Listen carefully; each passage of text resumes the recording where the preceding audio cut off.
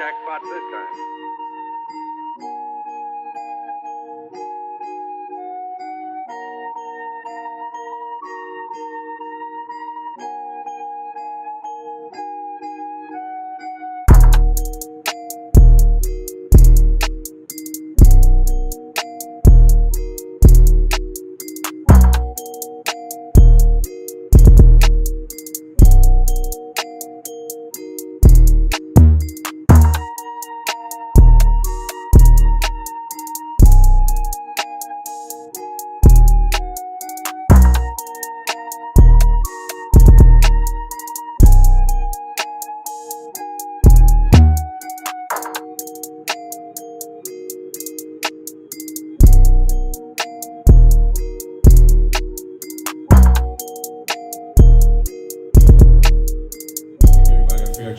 For their track to be heard. We all here to support one another, right? Yeah. Come on, y'all gotta do better than that. I know it's cold outside. Help me one way. Y'all here to support one another, right? Yeah. All right. We have a great lineup of panelists that will be coming out to give you some information. So pay attention, ask questions. Make sure that you connect with the other people that are in the room tonight. And we have Marshawn Robinson. Let's give him a hand. Give him a hand. Give him a hand, man. Yeah, warm it up. And they're getting ready to take us further. So again, welcome. Hello. How we doing tonight? Yeah? Okay, so we're going to have a real essential conversation tonight. So again, as the representatives of Next Showcase Chicago said, please ask questions. Please be very vocal. Please, if you have anything on your mind, any questions you do want to ask, now is the chance. Okay? We have an amazing panel that we have created for you this evening. And this is a coup d'etat. So we're going to walk through, down, yes, a coup d'etat. So it's all up on the website. Give us an introduction of who you are and the relevancy to the music industry. How y'all doing? My name is Tommy B. My background is in the entertainment industry, of course. I'm a songwriter, signed with Universal RoyNet. I'm also incorporated with Toxic Productions, of course. You may know, you may heard of a song called Bodak Yellow and Moneybag from Cardi B. That's the latest placement that we got on that. I've been, singing since the age of 5, writing songs since the age of 11. Also done some reality TV work on MTV's Making This Band with Puff. My name is Ryan Argast. I sing in a band called Marina City. Did a bunch of touring, the Warped Tour bit, the Riot Fest, the whole thing. Had our music placed in a bunch of different things like MTV, Chicago Bulls use our music at times, Chicago Bears as well. And at this point, it's been completely DIY for the most part, so a lot of my expertise is coming in how to find success in being a DIY artist, working with some of the biggest producers and such like that to do that. And on top of that, my day job is actually being an A&R for a merch branding company. Some of the artists that we worked with was JPEG Mafia, Smino, Billie Eilish, Carly Rae Jepsen, Louis the Child, such like that, and building their brands and making sure that they are successful in every aspect of that. My name is Dex. Most people know me as Dex Million. Dex. Yeah. I manage artist development, field, impact team, anything. I just develop artists and manage them and take them to the next level. To my lovely panelists, right? As a new artist in the industry, when you start creating a song and you start with the essentials of songwriting, to the people in the big leagues, the executives, the labels, what exactly are they looking for in the lyrics that create that spark for what we consider that hit? Honesty. I mean, looking at something that feels real in that aspect. And can connect. I think a lot of times Bruce Springsteen once said this, that in the verse you sing the blues and in the chorus you sing the gospel. And what he meant by that is that verse is really personal to you and something that no one else can take away from you. But that chorus is something everyone in this room can connect to no matter what. So maybe simplifying the chorus that's more relatable, but those verses, you're really in depth with yourself. And I find that that's usually something that people fall in love with. Say that line again in the chorus. Yeah, sorry. You sing gospel in the chorus and blues in the verse. Okay. I like that one. Speaking of songwriting, it's important that most people say that the words, the lyrics is the most important part of the song. Some people suggest that production moves it forward. But what has been the key, or what has been the most standout thing to you that made you say, this is what's going to move me forward? We know that out of all the labels, different production people, there will always be a need for songs, but what's the one little thing that gives it the spice, the flavor? We appreciate what Bruce said to our other songwriters, but what's the key to that? What's that niche? And the second part of this question is, how do you know? Because you guys have written amazing songs, chart-topping ones, award-winning ones. Well, how did you know, or do you know when that song is a hit? Okay, so for me, I believe there's two different types of songwriters. I believe there's two different types of songwriters. I believe that on one hand, you got a songwriter that writes from the head, and then you have a writer that writes from the heart. The writers that usually write from the head are usually, in most cases, sometimes are your rappers. The ones that usually write from the heart are usually the, you know what I'm saying, the R&B singers, the pop singers, and neither one is better than the other. It just depends on how you go, because with the songwriters that write from the head, you hear a lot of different punchlines and stuff like that. It's things that make you think. I'm more so of a from the heart type of dude. So, you know what I mean? I let the music tell me what to do to it. You know what I mean? Sometimes I may not have, I'll go in the studio and just let whatever comes out. And I think probably most people these days probably do it like that too. You go in the studio and just whatever comes out of your mouth, you just let it come out. That's how I've always done it. And then afterwards, you piece it together with the words. A person that's a good example of doing both, I would say, is like R. Kelly. Because he can make it so simple, but, you know what I'm saying, at the same time, put those punchlines in to where you bring it together and make it what it is. So when it comes down to that, like when it comes from the heart, that's when I feel it the most. So I don't necessarily know, you know what I'm saying, which direction. I just know when I hear it and when I feel it, it is what it is. Okay, so let's just touch on the creation process all the way to when you get into the studio. Is there a correct or incorrect way to create a song as far as writing the lyrics, creating the melody, and recording? Is there some specific type of etiquette that goes towards that creation process, or is it kind of free candy? I believe everybody's different. You know what I mean? Like, I believe whatever makes you comfortable, whatever gets you in your zone, I think that's what you should do. I can't tell, if I'm going into it and I'm instructing you how to be me, I think that's the wrong thing. You know what I mean? Because everybody, I believe that everybody has an audience. You know what I'm saying? If I'm telling you, oh, you should do it like me or do it like this and like that, then you're like in my lane. You know what I'm saying? Like, you got your own people. There's a lot of people that's doing this, you know what I'm saying, that like the same thing that you like, or, you know what I'm saying, they write the same way that you write. So you got an audience of people that's going to love exactly what you do. So if you stick to doing what you do, you're going to grab them people.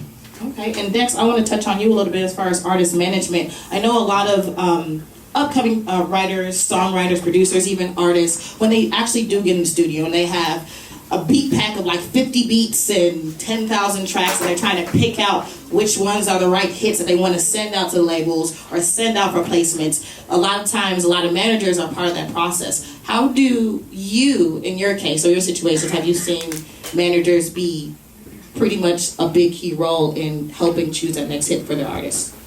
Just vibing with the artist and who you selling it to most of the time. You know what you can do as far as like who I can pitch it to, but with me, it's just vibing with my artist and letting them be creative and take it from there. Do you believe that, you know, with a lot of upcoming producers and songwriters and artists, they don't have artist management? Let's say they want to come to someone like you to be artist manager. Is there a certain package they need to show you, like, hey, I'm here, I need a placement, show me some money? Or how does that work exactly? It's just, for me, it's the energy and you know, the energy just got to be right. The vibe got to be right. You can be good, I can be good, but if we're not connecting and I'm not, you know, that's for me, you know. But the most, you know, as far as like, I just say, just like Tom said earlier, just do you and find that connection. Because a manager could be the most important piece of your career. It can be. In the process of artist management, Many producers are now seeking management, artists are, songwriters are seeking management. How good do you need to be, or what I've heard the conversation happen is that people need to have so many songs as a discography or first before they try to seek management. How much should they, I would say, stack up or have available before seeking professional management? You should always be ready to work, or how to work, work ethic. And that's like a big part of it too. The talent, of course, needs to be there, but the work ethic needs to be strong as well. In the process of that, how many songs should you be able to write well professionally? We know everybody in the NBA is pretty good. It's only 300 people in the NBA, and there are thousands of people that still say they can ball. But in the elite of songwriters, how much are they turning over? How should I be able to write one good song a day? Two, if I'm in the industry, what will be the afforded opportunity? How much should I really be doing?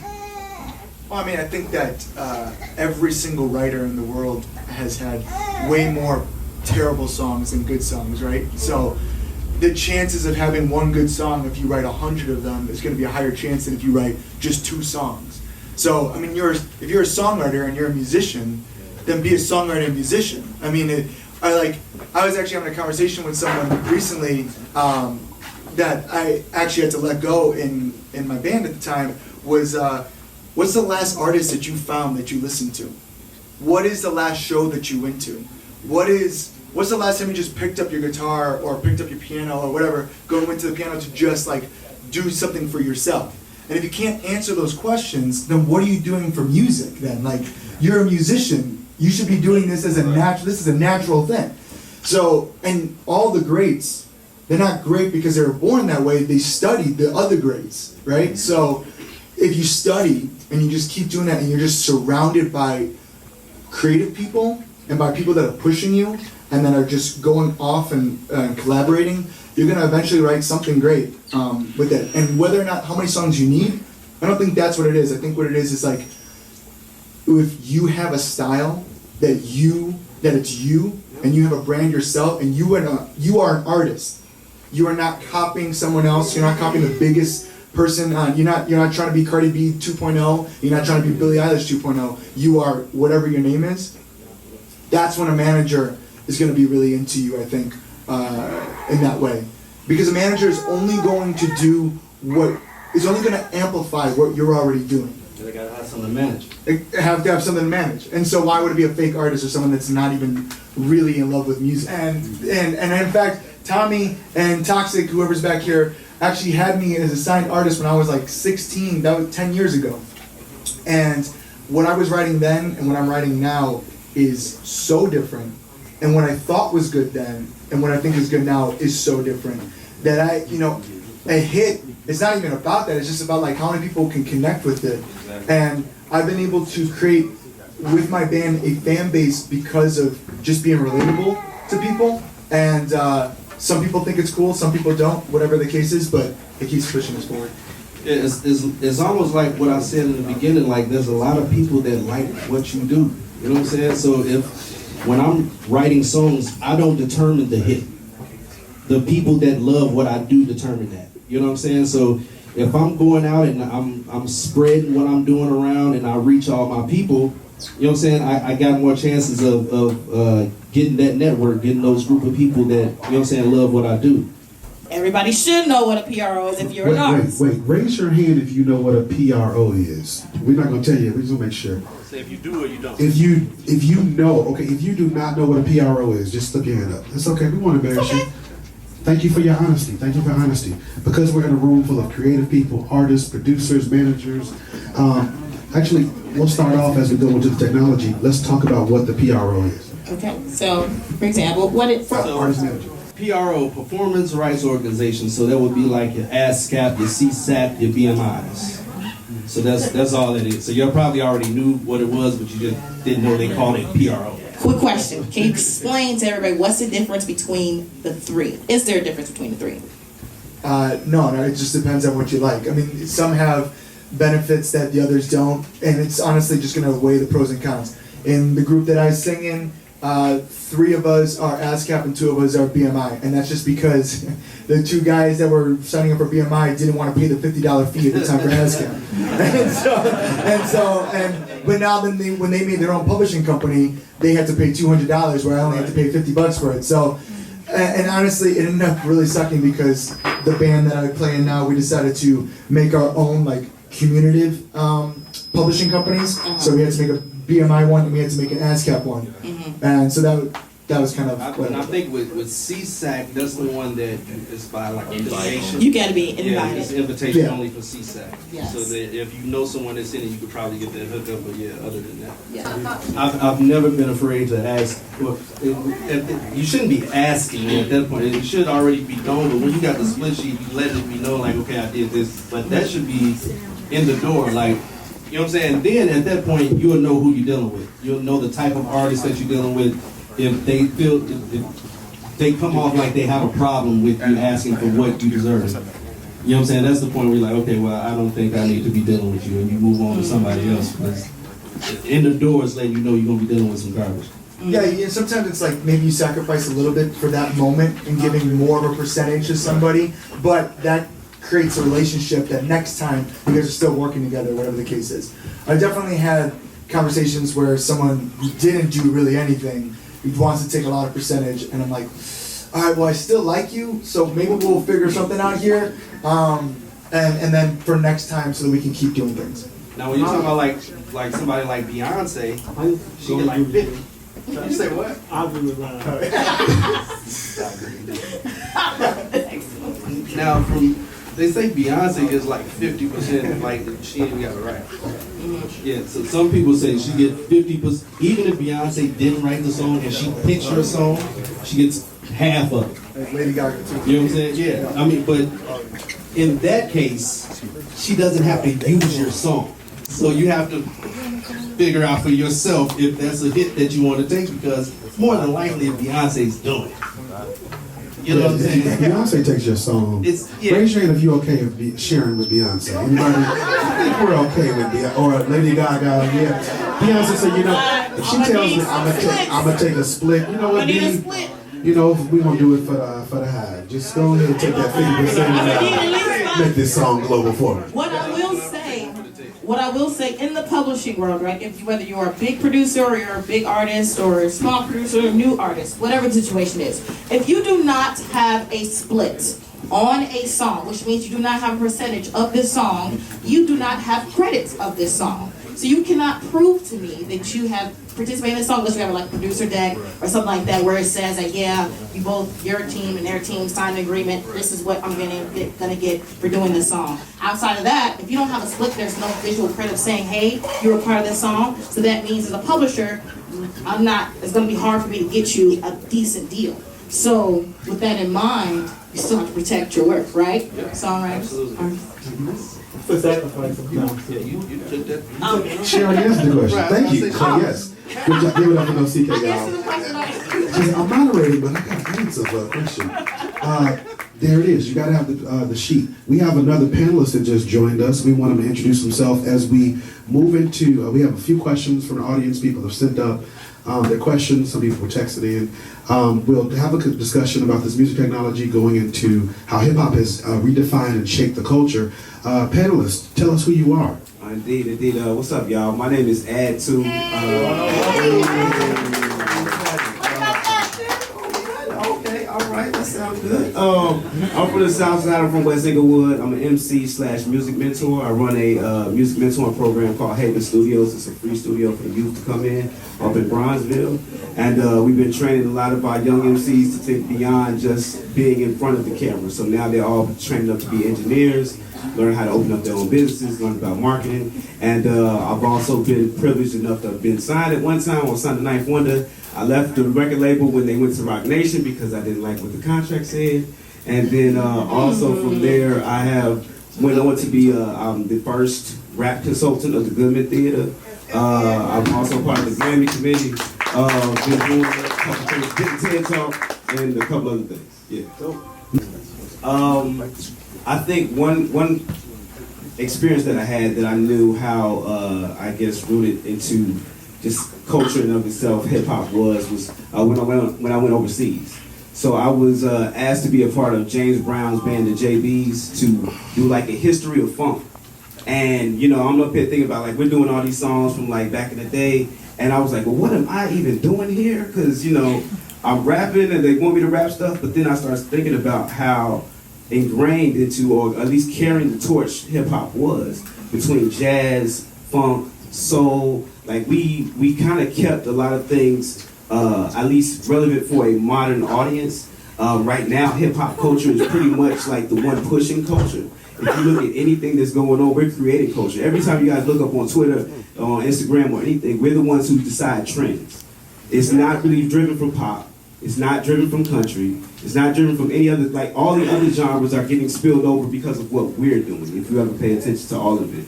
So knowing that we're in the driver's seat of it, there's a higher responsibility of knowing how to control it, because one thing we do really well, which is an unfortunate thing, is we make something really beautiful and then we hand it over. As soon as we build something up, something that's extremely powerful, something that makes money, that can create an entire economy, for some odd reason, we like to give it up to other people and let them decide the narrative, let them become the gatekeepers, and almost lock ourselves out when we control everything. So that's one way. When I went overseas, I seen that it was a universal language. People couldn't speak English, could still rap every lyric to certain songs. I went to an open mic and they adapted all of our culture. Like they up here snapping and they said, yo, if y'all feel that, feel that. If you say peace, peace. I'm like, where'd y'all get this from? You know what I'm saying? But it's because of what we do. It's something that can be felt. So I want us to keep that in mind when it comes to us creating, when it comes to us distributing. Remember that you don't have to bow to anyone.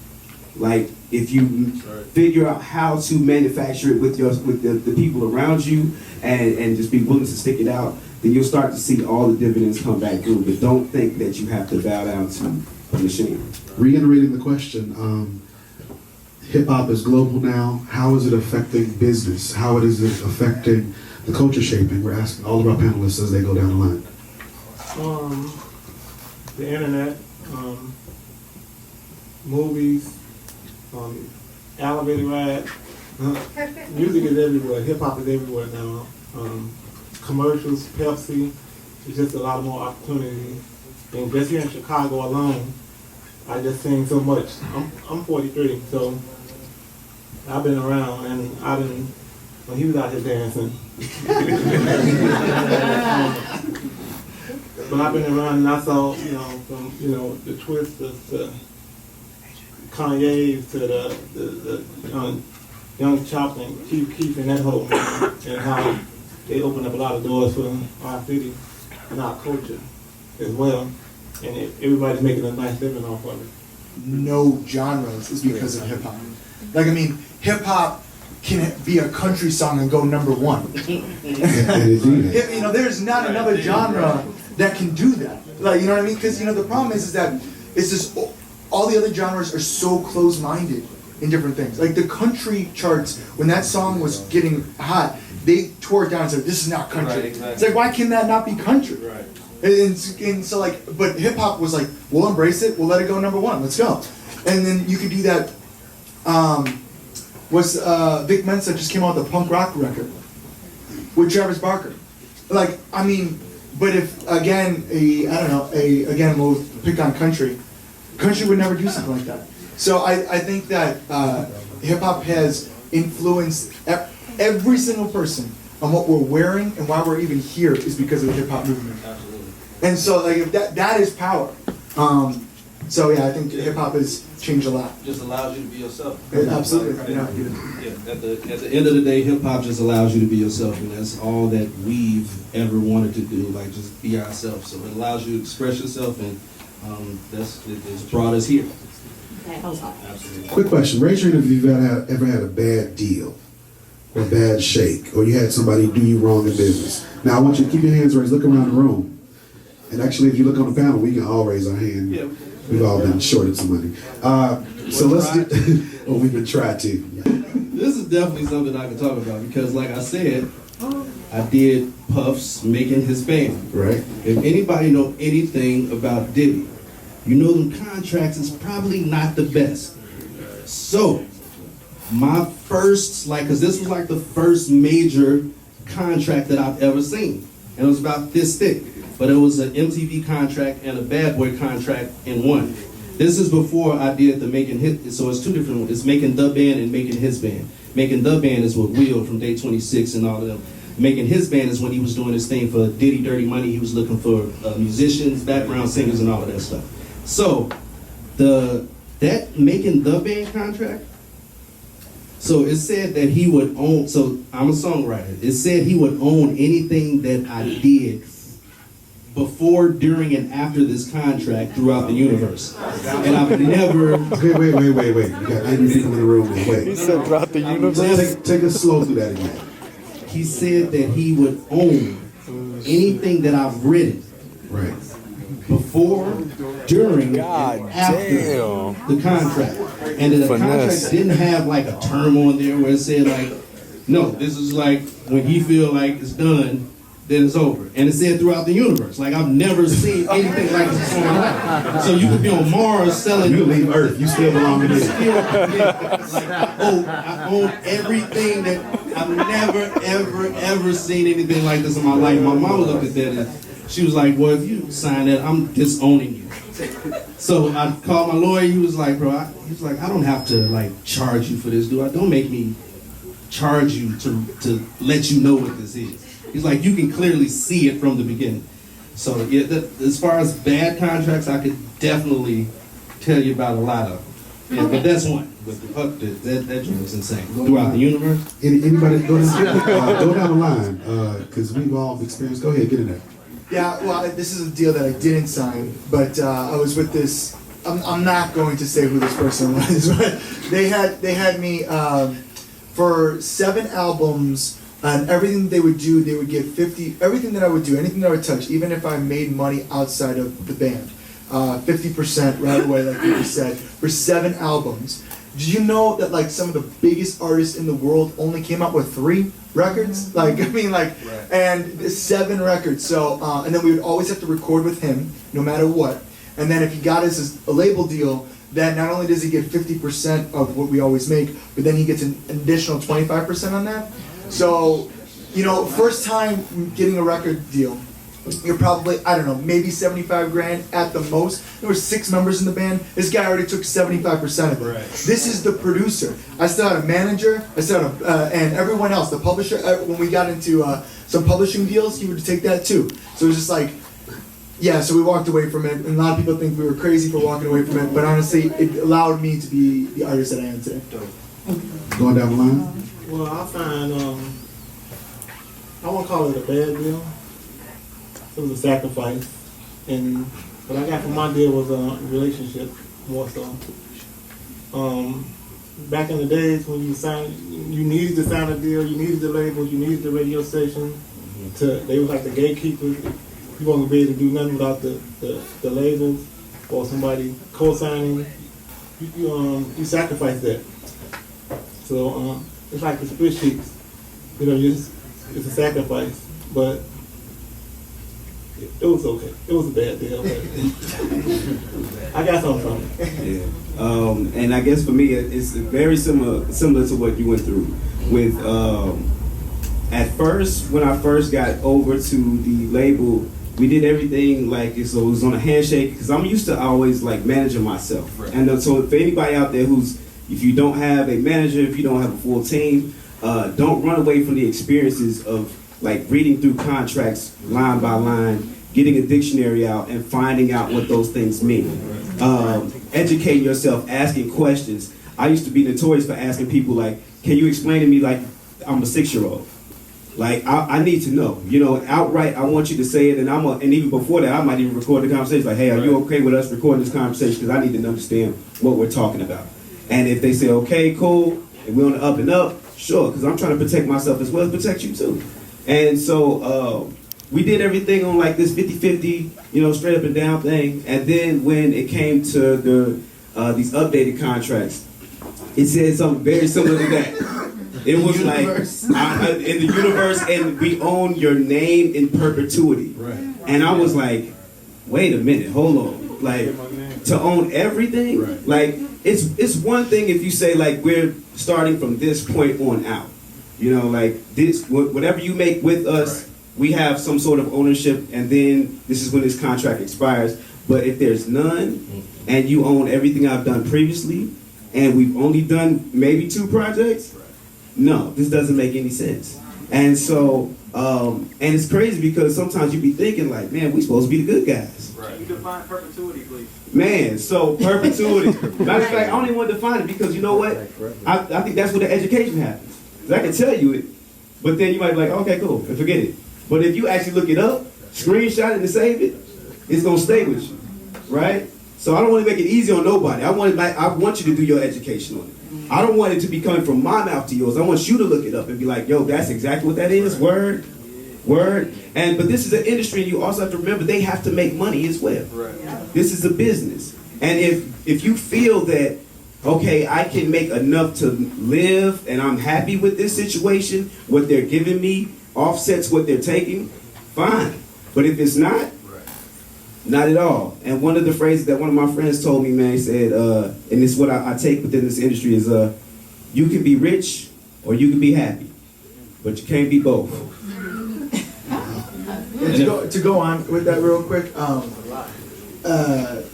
just lost my train of thought. That was a great quote right there. Well, let me revisit what I was saying, because I left out something that was real important. When I was telling y'all that making his band and making the band, I did the auditions for making the band and I made it, and that's when I got that contract. Now that was me being an artist. Making his band was me a work for hire. So this is important because I didn't sign that, but year and a half later, the auditions for making his band came and I did that, and I went on to do that entire season. So what's for you is going to be for you. So don't think that you have to sign your life away to be able to get this opportunity, because if I would have signed that, I never would have been a part of that, and this man would have owned everything that I do right now. You know what I'm saying? So you don't have to sign your life away just to think that, you know what I'm saying, in hopes that you're going to get somewhere and get this and get that. Like, you wait and use your mind, you'll be able to get to where you need to get to. And let's be clear, because I'm going to talk from the publishing perspective, right? Contracts are not set in stone unless you sign on the dotted line. It does not matter what is in the contract. Until you sign on the dotted line, that's when it's set in stone. Absolutely. So you can renegotiate and renegotiate and I currently just closed my most recent deal with an Afrobeat producer, and we negotiated for 6 months. Since the beginning of the summer, we have been negotiating this deal and renegotiated and renegotiated. Changed in percentages, switched out splits, and we locked in the deal. With Puff, ain't no negotiation. Okay, so with them, okay, certain clients, there might not be no negotiation. However, another thing with everybody who mentioned something about contracts, they understood what they are reading. Right. Now, let's say, hey, for example, myself, I'm not that smart. Maybe I don't know what they're saying in contracts. Let's be honest, music contracts are meant to be complicated. They're not meant for you to understand. That's the point. Yeah. If I'm an artist, I'm a new artist, right? I don't have any music yet, but I have a catalog of myself that I created. None of this is out. And I start putting the music out and start getting a little fan base. Should I really own my entire master catalog at this point in time? Why or why not? If you're a brand new artist, yes. But let me just say this. I am a DIY, I'm a do-it-yourself, independent artist. By choice, yes, but it's not necessarily that I'm never going to sign a deal and I'm just like always independent. It's more out of surviving. Like I said earlier, people are only your team is only going to amplify what you're doing. So there's times that I've not signed a contract because I don't think it's the right contract. And then sometimes I've signed the contract knowing that I'm going to have to give up a little bit, but that's okay because it's going to be a bigger picture here. Now, owning your masters, okay? It's actually more important to own, or publishing is more important than the masters, okay? Tell them why. And so this is the reason why, okay? So publishing is actually the songwriting. Is owning the song. The master is owning the recording of the song. Say it again. It's owning the song, publishing, a master is only the recording of the song. So if someone owns the masters, okay, but do not own the song, then someone can just go re-record the song and do it all over again. It doesn't matter. The masters don't do anything really for in that sense, okay? So right now, as an independent artist, you're going to see yourself make a lot more money on the master side because of streaming, like Spotify and stuff like that, right? So you'll see that and you're gonna be like, oh, that $300 a month or that $200 a month, they look super nice. So whatever, the songwriting, I don't really care, whatever. But there's gonna come a time when that songwriting is what's paying for the bills, and that's gonna be the most important thing, because that's where you really make all your money at, okay? So, yes, is it, as an independent artist, if you don't have a team and stuff like that, obviously you don't wanna give your masters away to someone that is just sitting on them, of course, but it's more important to own your songwriting as much as possible. Absolutely. And before we segue to our next, I do want to say, does anybody know what the black box theory is in the music business?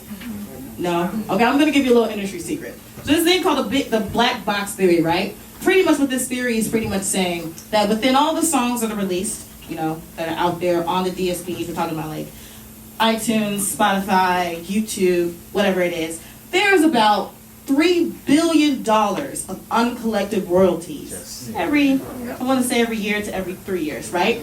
The company with the highest market share, they collect that $3 billion at the end of each year, right?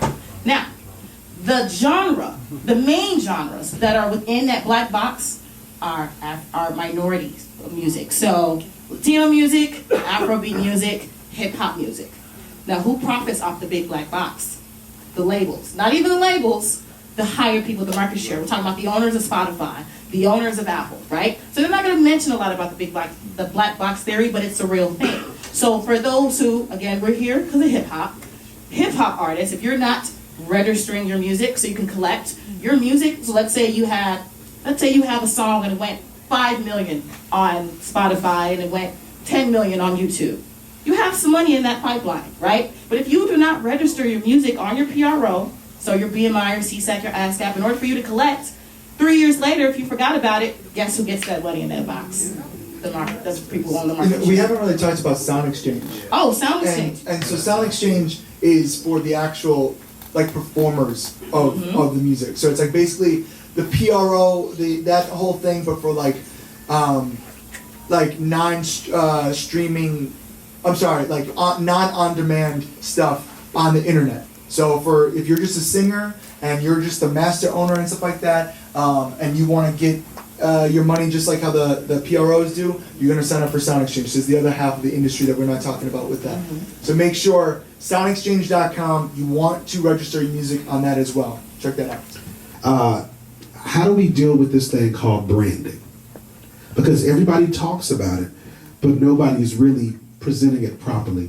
What are the keys to branding, or what have you seen with your artists, you all who are producers, what have you seen with this branding, those of you who are in management? Give us just a spiel on this whole branding thing. Cool. Well, one thing I think is really key when it comes to branding is defining yourself before someone defines it for you. And it takes a really honest conversation that you have to have with yourself. So, because sometimes we be like, oh, I can jump into this box, and that may not be you. You know, like, you really kind of have to define who you are. One of the things I do with some of the artists who I help and who I consult, I ask them to pick 3 artists.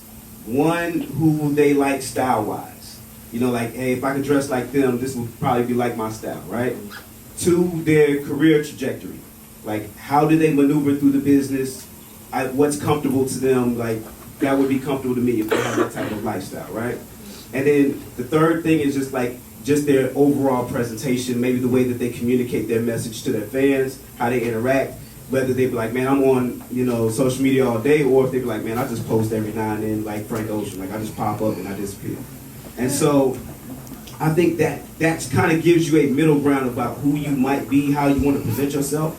And then maybe even get some outside ideas of people who could like maybe see you for something that you may not even see that you do well.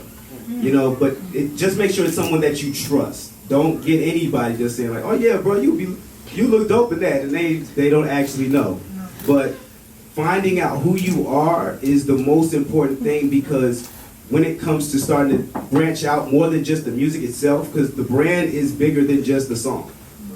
It's really who you are, what you wear, how you communicate, the messaging. Like, when it comes to branching out and showing out all those different areas of your talent, because those things might actually sustain you longer than the music. So you'll have an area of time where it's just strictly just the album. Then you might have a time where it's strictly just touring. Then you might have a time where you're not doing anything, but you're still relevant.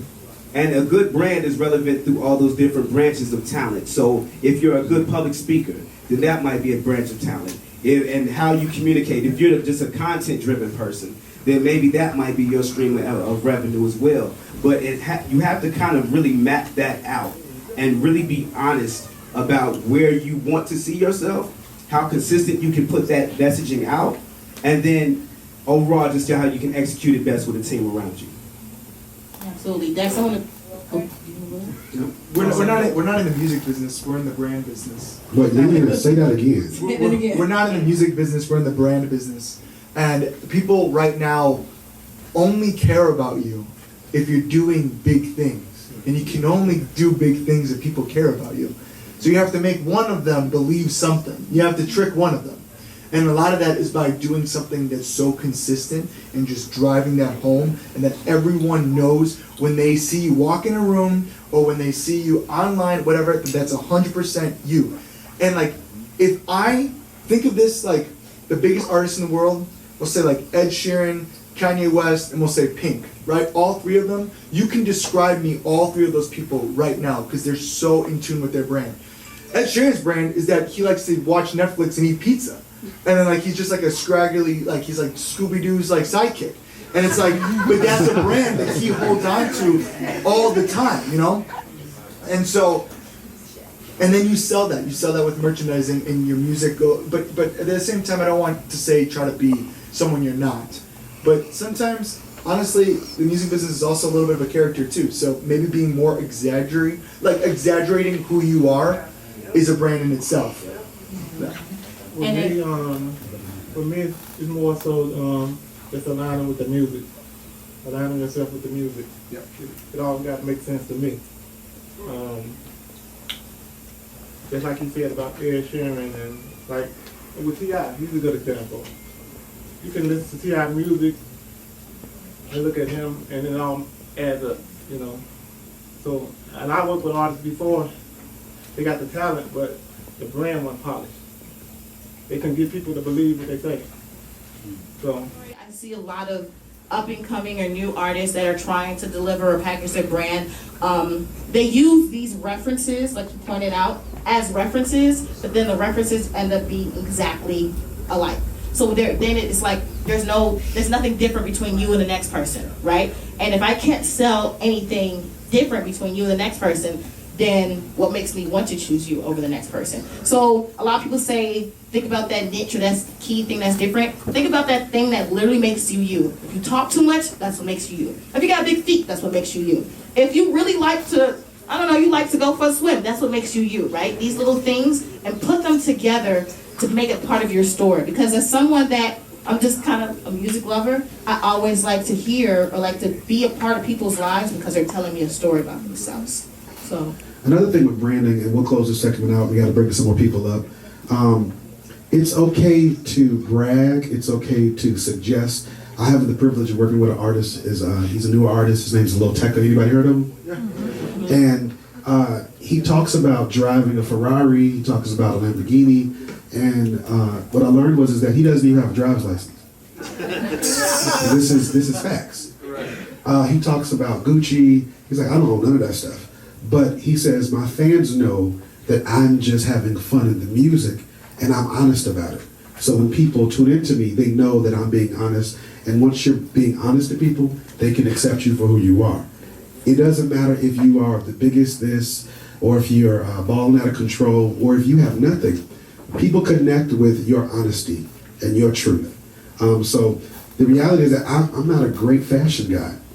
Like, my wife is a stylist, shout out to her, if you have money. She charges me a lot. But on my flyers, I look like an R&B singer. I'm not an R&B singer. I'm not. But what happened was is that when we got with the photographer, we realized that I had to present myself a certain way. You know, and since then, I was always a behind the scenes guy. I do production, back end, office, management. I clapped when everybody was on stage. So now that I'm on stage in front of everyone presenting it, I realize that I have to present myself a certain way. I thought the snowstorm would kind of pull people back, but y'all surprised me again. So I appreciate y'all for coming out, right? Just got a couple of announcements, and then we're going to get back into the panelists, and then we're going to switch out because we got a lot of music that we want to hear. I know you guys want to hear your music and stuff like that. Jamal Smalls is in the building, and so we're going to be playing the music in just a second. But my friend, my big brother, mentor, legend himself is in the building, and we have to pay respect to Twister is in the building. Give it up for Twister, everybody.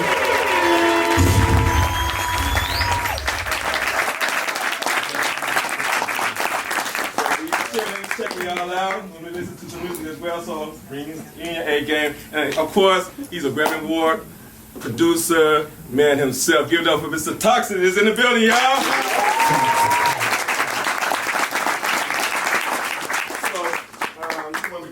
As you all know, we didn't do this on our own. We partnered with the city of Chicago, which we're extremely excited about. D cases and we're gonna give that whole spiel. And the man himself who helped actually help make this thing possible tonight is here. Can y'all give it up for Ramsey Lewis, son, y'all? Ray Lewis!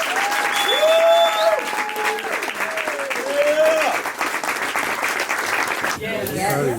So I just want to say real quick, because I know we need to get back to what's going on, that it's our time in this city to pay homage and respect to the people that built this city.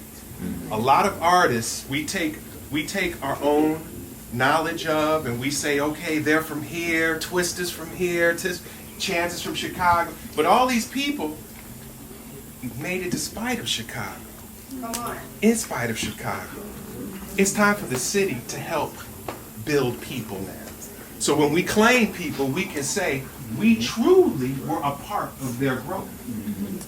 So in 2020, we are and have deemed it as the year of Chicago music. So that means we're going to take our festivals and put our money into Chicago artists and book them on our festivals.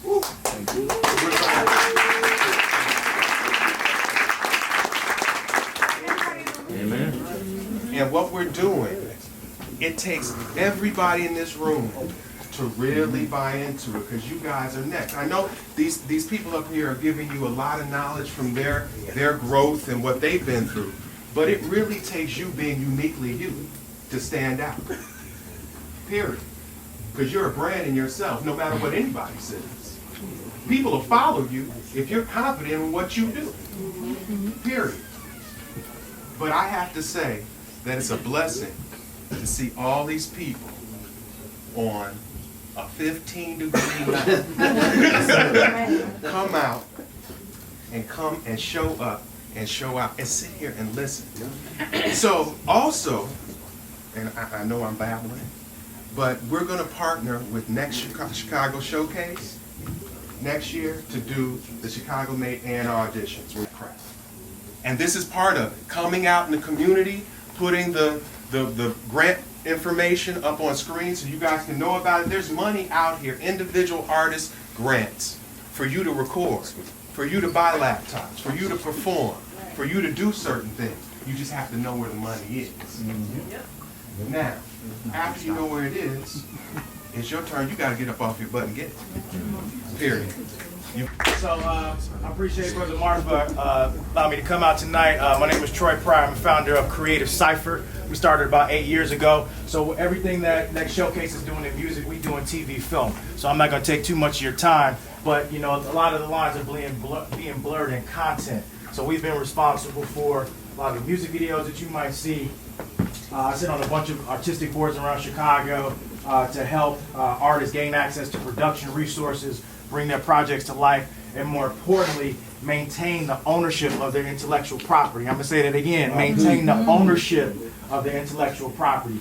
And so what we're going to be doing is partnering with Next Showcase, offering resources to help the musicians create their music videos and get your projects to be scored, to be the scores on some of the film productions and television shows that we work on.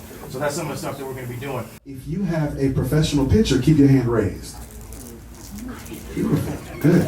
Now, if your professional pitcher is recent, keep your hands raised. A lot of hands went away. I got old. Okay, good. Because you can put your hands down. Thank you for that. So what we're talking about now is that I'll share something from another music conference I was at. And there was a gentleman by the name of Fat Joe. Anybody know who Fat Joe is? Okay, y'all still leaning back? Y'all still leaning back? All right. So we were at a music conference and Fat Joe said, a guy walked up to him. He walked up to him and said, man, Fat Joe, I love what you do. It's amazing what you do. And I wanted to give you my CD. And Fat Joe was like, man, what am I gonna do with this? You know how Fat Joe is. He's street. What am I gonna do with this? With his New York accent. But the reality was, he said, man, if you don't have an online nothing, he said my CD don't even have a car, B. He's like, my car don't even have a CD player. He's like, how am I listen to your CD? So now we start talking about this thing called online presence. If you don't have an online presence, then how are people gonna find you? And to what Mark was sharing earlier, the reality is that you can get booked and not even have music out. You can be booked without having music out. The thing is called, and I talk about this in one of the classes that I lecture in, it's called a reasonable amount of success. And the example or the case study would be recently, Cardi B. How many albums does Cardi B have? One. She did a couple mixtapes, but she was being booked before the album was out. She was getting 6 figures before she had the record out. So if you have the proper presence and you got everything polished, you can get booked even before you are shown that there's the opportunity that you can prove with your music. So let's talk about that on our panel, and I'll set you up as a DJ. No CK, I'll come to you first and we'll go down the line. Talk about this online presence thing, because there's a lot of people online and they got a lot of fake followers and not real likes and stuff that's completely irrelevant to we talked about branding. So what's the deal about this online presence thing? The biggest thing with online presence, again, it kind of goes back into storytelling, right? So with the advancement of technology, Instagram, Facebook, all these different social media apps and TikTok and all this stuff, there are different ways to make yourself seen. You have to be specific, though, on who your audience is. Yeah, there's a couple things I want to touch base on that. One is that back in the day, someone used to tell me, maybe you have $1,000 you put towards your song, but then you need like $10,000 for marketing. And I get what they're saying, but the problem is that if I have a crap song and it sounds bad, the marketing isn't going to do anything for me, right? And so when they were talking about having a professional photo, you need to have a professional everything. Don't just go and record in your basement just because it's cheap. It's investing in yourself, because when I always say to someone that's just starting out, it's like, don't worry about telling anyone until you have everything ready. Like music, and you have videos, and you have a show, maybe even a show, secret show booked, maybe in your basement you do something. So Far Sounds is a really great thing to do. You can book a bunch of shows through that. Check that out. Shout out to So Far Sounds, they're one of our partners. Yeah, there you go. I didn't even know. Yeah, that's awesome. The thing is about that is that, again, what I was saying, people only care about you if you're doing big things. And you can only do big things if people are caring about you, so you have to trick people into believing you're doing big things. So how you do that is by making everything you do look professional. It's quality over quantity. So don't do the cheap route just because it's easy. You'll go so much farther that way. And again, yes, Cardi B did just only have one record, but she did so much work to get to that one record to be really awesome. Same thing about Lizzo. Lizzo has been someone that's been playing beat kitchens and all that stuff forever, and all of a sudden she's arguably one of the biggest artists right now. And it didn't just happen overnight, and she was doing quality over quality. And then what you were just talking about with the, man, I'm blanking. What were you just talking about?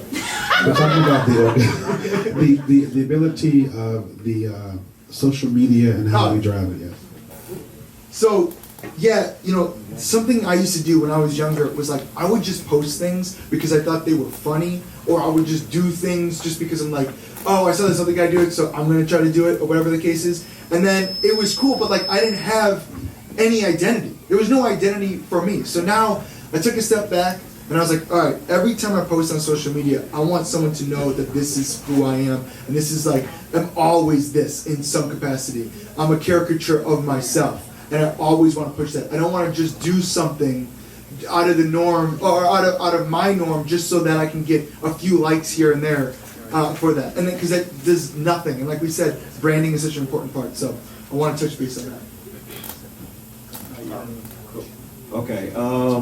Well, one thing I will say, because they touched on a lot of great things already. One thing would be perception is reality, meaning that what you show people, how you present it, is everything. So, like, you could book a show at a really big venue, but if it's empty, it's not gonna look like nothing. But if you have a small room, but you packed it out, and the pictures just show like all this energy, then that's going to be great engagement. Like, people are going to want to be invested. Like when you guys mentioned about like people only care about the big wins. It's like Michael Jordan could have scored 20 for a bunch of games, but we always remember all the heroics. Remember all the things that made it look epic, all the like last second shots. Like those are the things that stay with us. And people have to have a reason to cheer for you. So it's unfortunately when you start out, there's not a lot of people who are going to want to go out on the limb and say like they're a fan of yours, because it's not cool for them to say it yet. But yet, if somebody else said it, like if a superstar said, yo, they the next one up, bet you everybody, their mama popping out and saying like, yo, I been said he was on. So that's again, but how do you get there is from consistency, the way you engage with your audience, like find what that middle ground is. For me, I've always been a person who I wanted to be accessible to people. I wanted to be like, so if you commented on something of mine, I wanted to say something and make it feel like it was personal.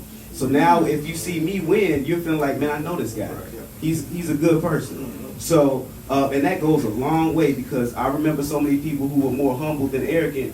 And I remember the ones who were arrogant, I remember I don't like, whenever they start losing, I'm like, well, I kind of see it coming, you know? And the last thing I'd say is when it comes to just like how you present your overall like messaging is just like really truly dive deep into who you are. Don't be afraid to present that thing you might be running from. So for me, I didn't want to tell the story that as a rapper, I was actually living with my grandmother, helping her, taking care of her while she had dementia. I thought, ain't nobody gonna be able to relate to that. I've never heard no rapper say that. And as much as I was doing all this rapidy rap stuff and having bars on top of bars, the only time when people like really started to care is when I started to open up about that thing that I could describe like the back of my hand. The thing I thought nobody could relate to. Everybody popped up out the woodwork. It's like, man, bro, even if they didn't go through that, it was like, I love my grandma and I would hate to see that happen to her. You know what I'm saying? And so things that might humanize you. Because even though we are superheroes to a lot of fans, the thing that might be the thing that they relate to you to is something that might be a place of vulnerability. So, yeah. And hey everybody, my name is Deontay Durham. So bringing all of this back to from the legal perspective, we're talking about all of these things with branding. One of the things that a lot of us don't think about is when you are, now we're in the social media world, right? And it's so much easier for somebody to be able to access your likeness, right? And we forget about the fact that now on social media from the start, when you're trying to build your brand, this is now your likeness, right? So you want to put yourself in the best position possible to be able to protect what now becomes your likeness, right? We have a lot of artists who have, taglines or whatever the case may be, and they can put themselves in a position where they can trademark these things, right? So they can have merchandise or whatever the case may be and be able to sell those things. So think about that as well. When you're thinking about, how you're trying to brand yourself, think about what your tagline could be, right? We got this whole period situation, right? Or whatever it is, whatever your brand is, think about how you can start to market that and be able to make money off of it, right?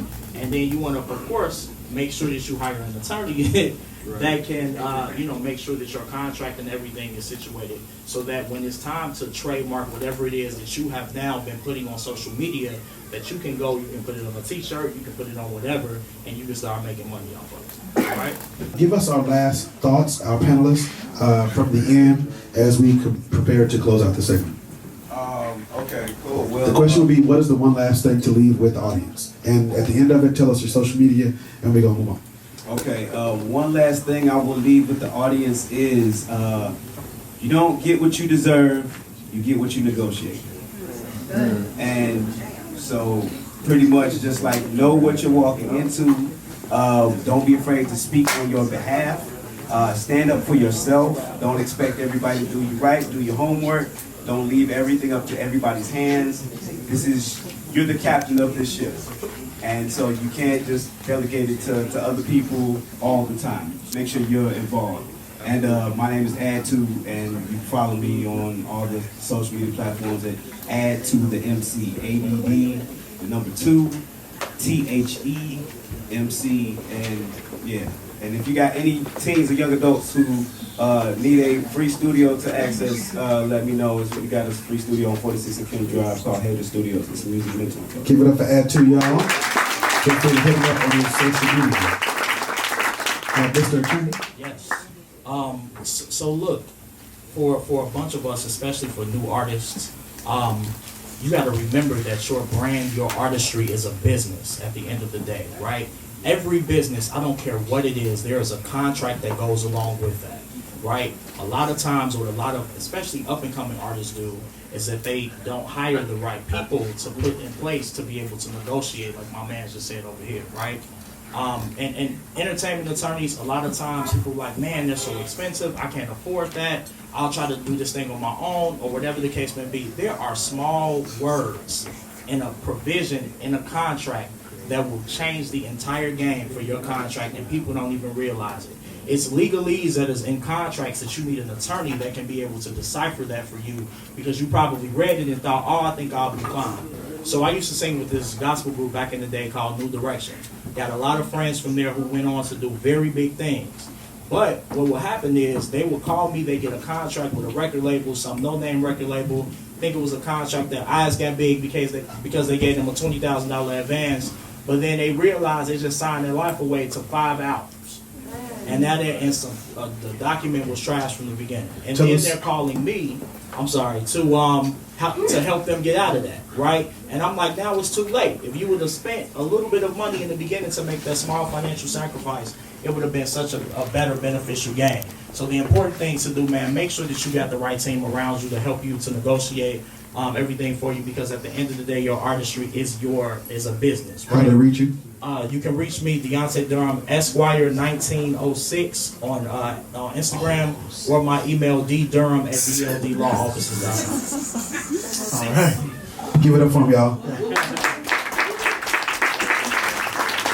If you are a musician and you claim yourself you are a musician, then surround yourselves with everything. Invest in it, take it in.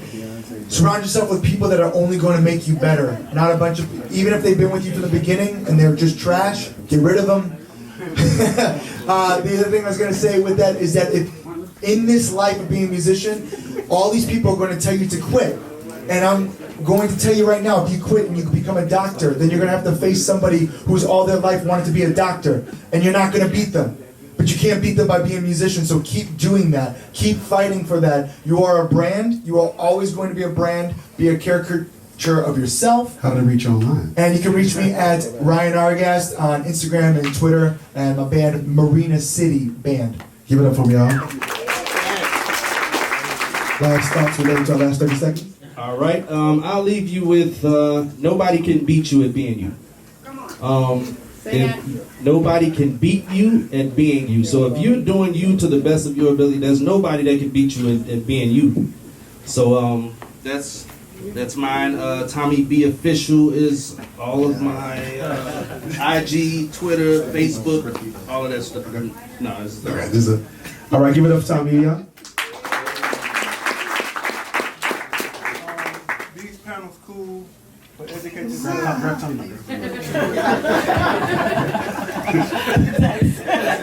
Okay.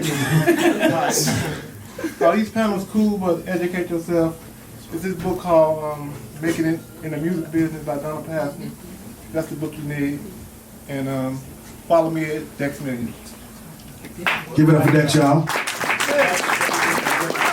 Alright, so we're gonna leave you guys with this, right? You have to stay true to what you believe in. No matter if you're production, artist, songwriter, whatever it is, you have to stand on it and put that in every little piece of the work you put out. Because that's what's gonna make the audience connect to you more than any amount of followers, money, or anything can buy, alright?